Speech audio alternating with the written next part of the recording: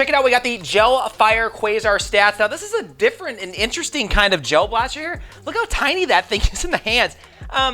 I mean, when I first looked at this, I was like, man, how does that thing shoot? Is that a removable drum? What is that thing? Now, you guys can see here, it's roughly only shooting about 130 FPS, somewhere right in there. Now, that is about 50 to 60 FPS slower than most of the gel blasters I'm seeing typically come out, shoot around that 190 to 180.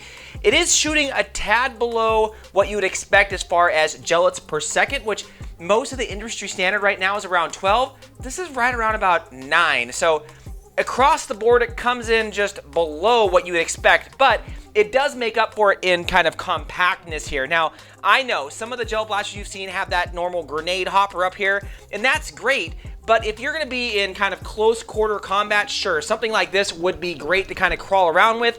Now, this is a little bit small of a drum. It is kind of unique. I haven't seen this style before, but you can pop this little drum thing off, and it holds, I don't know, maybe about 80 rounds, somewhere right in there, as comparison to the standard type of drums that we've seen before. Those things are holding upwards of 1,100 rounds, and the classic kind of grenade hoppers are roughly holding about 300, so they could definitely outgun you because some of those are pretty, pretty nutsy when it comes to rate of fire, FPS, as well as capacity in the mag. This thing really just has the compactness in it.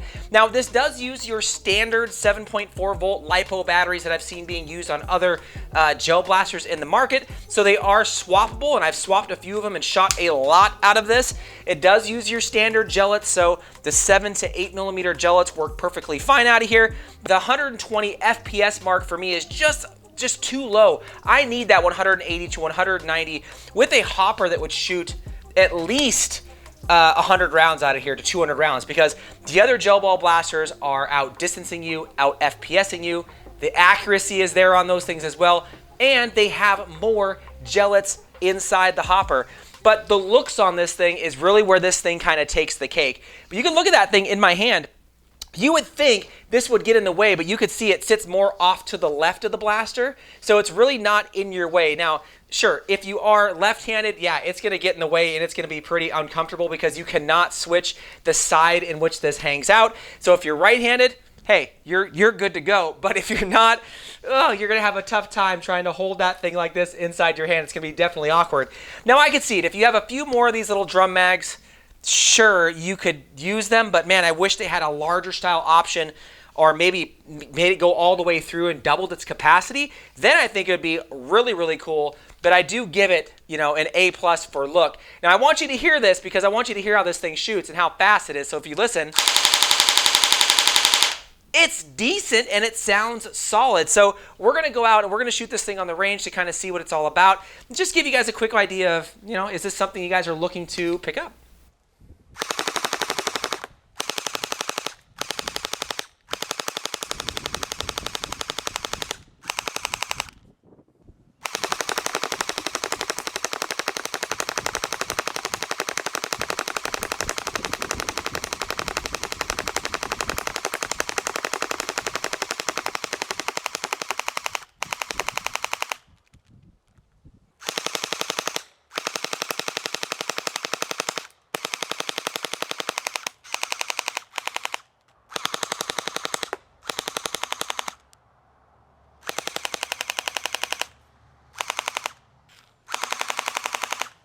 Again, there you go. Check it out.